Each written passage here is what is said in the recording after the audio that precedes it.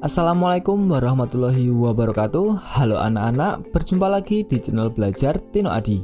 Pada kesempatan kali ini kita akan belajar tema 8 tentang lingkungan sahabat kita, subtema 3 usaha pelestarian lingkungan, pembelajaran ketiga untuk kelas 5 semester 2. Jangan lupa anak-anak berdoa terlebih dahulu sebelum menonton video ini. Pada pembelajaran ketiga di subtema 3 ini, materi yang akan kita pelajari yaitu materi IPS KD 3.3 tentang pengaruh kegiatan ekonomi terhadap kesejahteraan masyarakat, materi Bahasa Indonesia KD 3.8 tentang menjelaskan informasi dari teks, dan materi PPKN KD 3.3 tentang keragaman jenis usaha ekonomi. Pada pembelajaran di subtema 1, kamu telah mengetahui jenis-jenis usaha ekonomi. Apa pengaruh kegiatan ekonomi bagi masyarakat? Pengaruh kegiatan ekonomi terhadap kesejahteraan masyarakat. Dalam kehidupan sehari-hari, kita tidak lepas dari kegiatan ekonomi. Apa sajakah kegiatan ekonomi yang dilakukan sehari-hari? Kegiatan ekonomi meliputi kegiatan produksi, distribusi, dan konsumsi.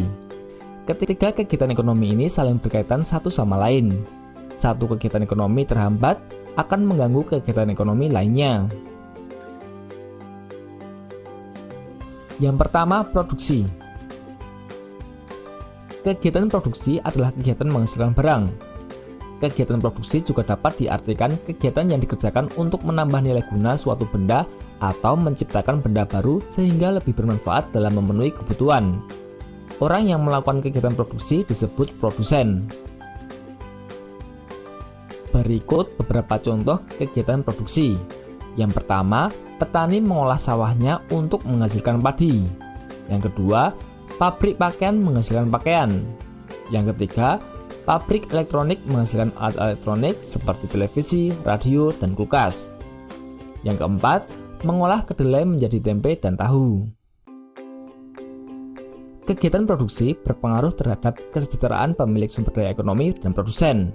Sumber daya ekonomi adalah barang atau jasa yang dapat memberikan manfaat atau keuntungan.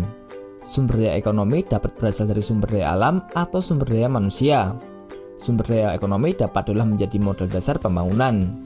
Bagi pemilik sumber daya ekonomi, adanya proses produksi memungkinkannya memperoleh balas jasa. Balas jasa ini berupa sewa, laba atau keuntungan, atau gaji. Dengan balas jasa ini, pemilik sumber daya ekonomi dapat memenuhi kebutuhan hidup. Bagi produsen, adanya proses produksi menyebabkan produsen memperoleh keuntungan. Selanjutnya, keuntungan tersebut digunakan untuk menjaga kelangsungan usaha dan memenuhi kebutuhan hidup. Hal ini dilakukan dalam upaya mencapai kemakmuran hidup. Yang kedua, distribusi. Distribusi adalah kegiatan menyalurkan barang hasil produksi dari produsen ke konsumen. Orang yang melakukan kegiatan distribusi disebut distributor. Kelancaran distribusi barang membutuhkan sarana transportasi dan jalan yang memadai. Tujuannya agar hasil produksi dapat segera sampai kepada konsumen dengan cepat dan tepat sehingga kebutuhan konsumen segera terpenuhi. Kegiatan distribusi dibagi menjadi dua, yaitu distribusi langsung dan distribusi tidak langsung. Yang pertama, distribusi langsung. Penyaluran barang dari produsen kepada konsumen secara langsung tanpa melalui perantara. Contohnya, penjual mie ayam dan tukang sayur keliling yang langsung menjajakan barang dagangannya kepada konsumen secara langsung dengan cara berkeliling ke kampung-kampung. Yang kedua, distribusi tidak langsung. Penyaluran menggunakan jasa perantara seperti agen, pedagang besar, dan toko kelontong. Contohnya, sebuah pabrik baju menjual baju hasil produksinya lewat toko dan barang dari produsen pada konsumen butik. Yang ketiga, konsumsi. Konsumsi adalah kegiatan manusia mengurangi atau menghabiskan nilai guna suatu barang atau jasa untuk memenuhi kebutuhan. Orang yang melakukan kegiatan konsumsi disebut konsumen. Untuk mengonsumsi barang atau jasa, masyarakat mengeluarkan pengorbanan tertentu. Pengorbanan dapat berupa uang atau waktu. Dari uraian tersebut, kamu mengetahui kegiatan ekonomi dan dampaknya bagi masyarakat. Kegiatan ekonomi dapat berdampak positif terhadap peningkatan kesejahteraan masyarakat. Selanjutnya kita akan belajar menjelaskan informasi dari teks. kamu sudah belajar tentang peta pikiran sebelumnya. Peta pikiran adalah suatu cara mencatat informasi secara kreatif dan efektif melalui sebuah diagram. Peta pikiran dapat berisi informasi penting dari bacaan. Kamu juga dapat membuat peta pikiran menggunakan daftar pertanyaan. Berikut ini adalah contoh peta pikiran dari bacaan yang telah kamu simak tadi, yaitu tentang peta pikiran pengaruh kegiatan ekonomi terhadap kesejahteraan masyarakat.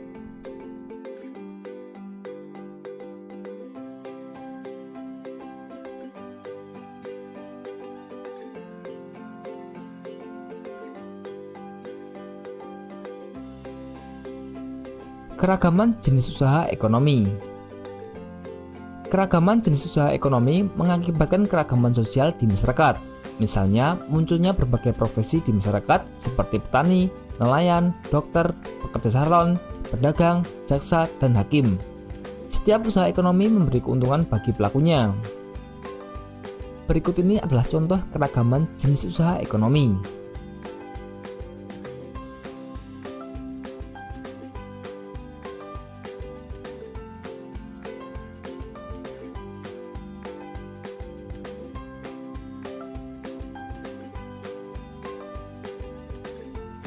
Menghargai kegiatan atau usaha orang lain dapat kita lakukan dengan cara sebagai berikut. Yang pertama, tidak menghina orang karena pekerjaannya. Yang kedua, menjunjung tinggi jenis usaha dan pelaku usahanya dengan berperilaku sopan ketika melakukan transaksi. Yang ketiga, tidak iri terhadap keberhasilan usaha orang lain. Yang keempat, melakukan persaingan yang sehat dengan kegiatan usaha orang lain.